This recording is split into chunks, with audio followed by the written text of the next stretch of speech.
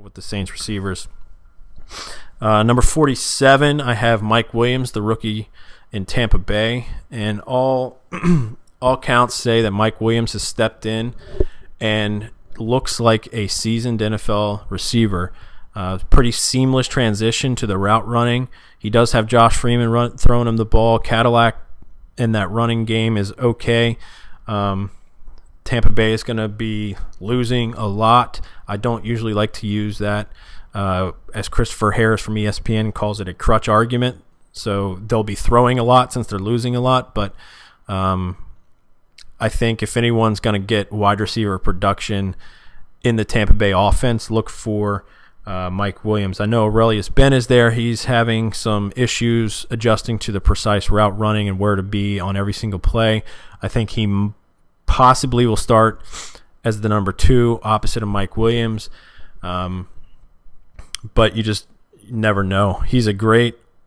Mike Williams is a great person to stash on your bench in case he does emerge. Remember what Antonio Bryant did 2 years ago.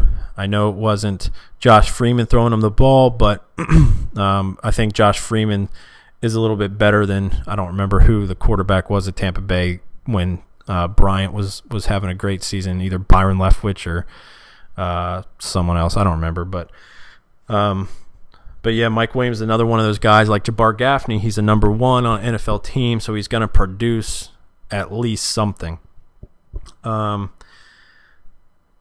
I will say, out of all of my receivers, I told you guys that I have Hakeem Nicks ranked very, very high.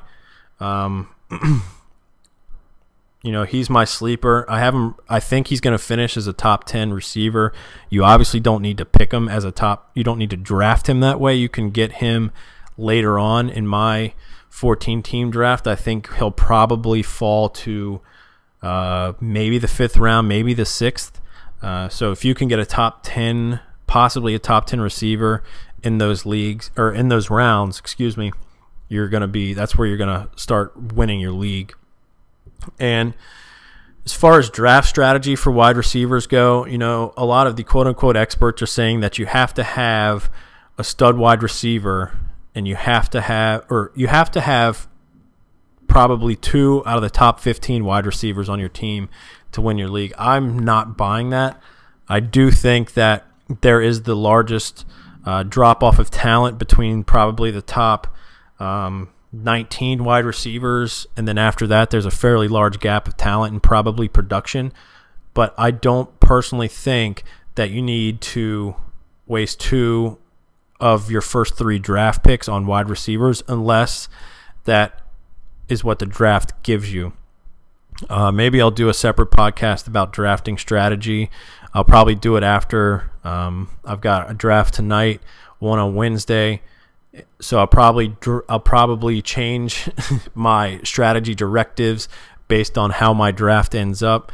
But I think that if you're drafting towards the end of the first round, that you can pick up a stud wide receiver there. The way I look at it is this: if you know you're drafting in a 14-team league and you've got pick number 9, 10, 11, 12, 13, 14, are you going to take the 8th, 9th, 10th, or 8th, 9th, 10th best running back, or do you want to get, a top 3 or 4 wide receiver and then turn around and in the next round, excuse me, get like a Ryan Grant or a Cedric Benson who's going to give you steady production that you can count on week in and week out, and basically use that stud wide receiver that you picked up in the first round to be that player on your team that could blatantly win games for you each week. If Roddy White goes off for 250 yards and 2 touchdowns like he did last year, don't quote me on those numbers, but I think it was right around that, like he did last year against San Francisco, those are huge, huge numbers, and that specifically could win you that week's game. So I guess that's it for the wide receivers. I see that this is probably about a half hour shorter than the running backs. With last thing I'll say about wide receivers, and then I'll cut it off. You can find, if you play in a league where you start 2 running backs, 2 wide receivers, and a flex that's either a running back and a wide receiver, you can find that flex position and play the matchups very late in the draft. You look at, if you do some sort of factoring in the defense that someone's going to be playing with, and from week to week you can like rotate in like a Chris Chambers or Chaz Schillens in Oakland, or I don't know, Mike Williams in Tampa Bay, and you can, if you play the matchups right, you can almost predict which one of those 3 flyers is going to get you that 8, 9, 10 points that you need or that you expect out of that flex position. So don't get all caught up in you need to draft 2 stud wide receivers early, because what's going to happen is you're going to start going down a path in the draft that you really don't want to go down. I got caught in that last year, saying that I was definitely taking running back in round 1, definitely taking wide receivers the next 3 picks, and then in round 5 filling out my roster. And what I ended up doing was settling for the 6th, 7th, 8th best at a position when I could have grabbed the 1st, 2nd, or 3rd best at another position. So just kind of take what the draft gives you, and I'll talk a little bit about that. I'll talk a little more about that when I do draft strategy podcast. Yeah, like I said. Oh, and the other thing I want to talk about is, the Bears receiving core. So the Bears receiving core, you have Johnny Knox, Hester, and Devin Aromashodu.